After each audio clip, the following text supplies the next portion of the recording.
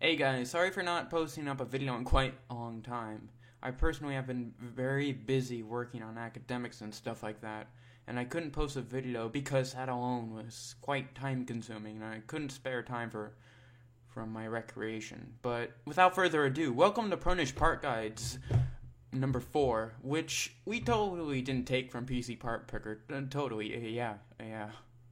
For this episode, we'll be creating an interesting build, but don't try to build it because it's a completely theoretical build and its specs are completely based off of speculation.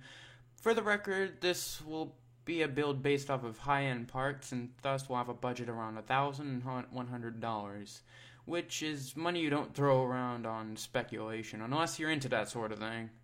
For the CPU, we have the Intel Core i5-5675C, man, that's really hard to say, at $350. As most PC gamers know, there is very little difference between an i5 and an i7 when it comes to gaming performance. After all, the only difference usually is the i7 has a larger cache and hyperthreading, both of which games don't benefit off of that much, which, as the trend shows from generation to generation, this observation is very unlikely to change. Due to this observation, along with the $120 price difference between a comparable i7 at $470, I thought the $120 could go towards the graphics card. As a plus, Broadwell is a very efficient architecture at a TDP of 65 watts, which is slightly above the Pentium G3258, a processor praised for its overclockability, along with an increased TJ Max that is literally above water's boiling point. Thus, this can take a lot of heat. I expect this to be a great overclocker. Plus, it's unlocked, so there's that. For our MOBO, we have the Gigabyte GAB85M DS3H Micro ATX LGA 1150 motherboard at $50. According to the God of Knowledge Wikipedia, Broadwell C will be using DDR3 and the LGA 1150 socket. As a result, this motherboard will work perfectly with Broadwell C, plus has 32 gigabytes of max memory. Too bad it didn't have a max of 42 gigabytes or 60... never mind. For our downloaded RAM, we have the Ripjaws X Series 16 gigabytes of DDR3 RAM for $100. Because of the crap generation consoles, almost every game should need around 8 gigabytes of RAM for the rest of this console generation. But to prep for the next gen quote-unquote consoles of the future, this build will include 16 gigabytes of RAM plus a 32 gigabyte max as mentioned earlier if upgrades are needed.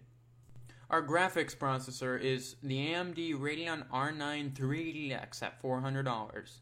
As one of AMD's Fiji XT graphics cards with faster than GDDR5 VRAM and loads of GCN processors, I expect loads of performance from this graphics card, even surpassing the 980 in terms of performance. With all of this under AMD's high-end belt, this card will be perfect for this build. However, just like AMD, this requires loads of power to run in return for loads of performance, somewhere around 300 watts to be exact. I'd insert a witty comment right here, but my brain's too busy throttling power due to this card using so much power to even make one.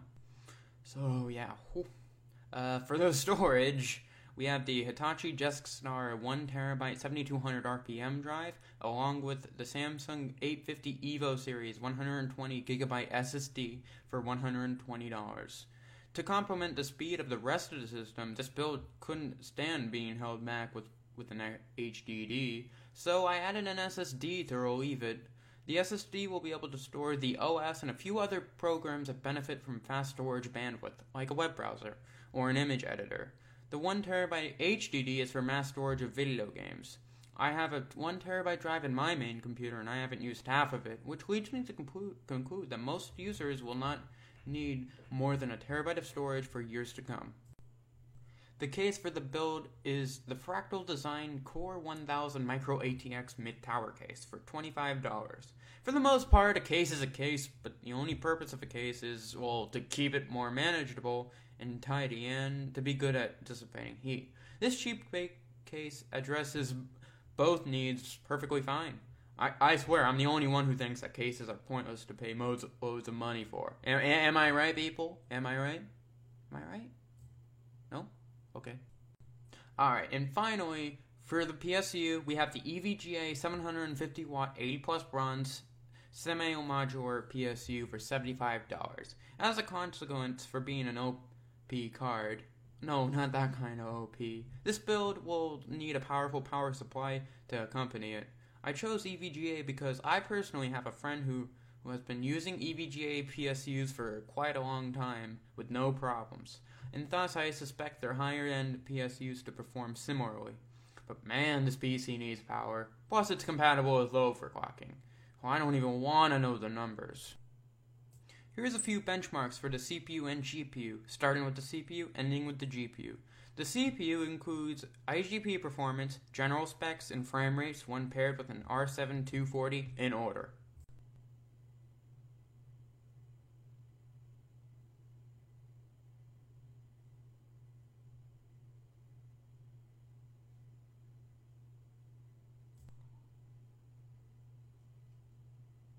Now for the GPU. Here's a few benchmarks and some specs.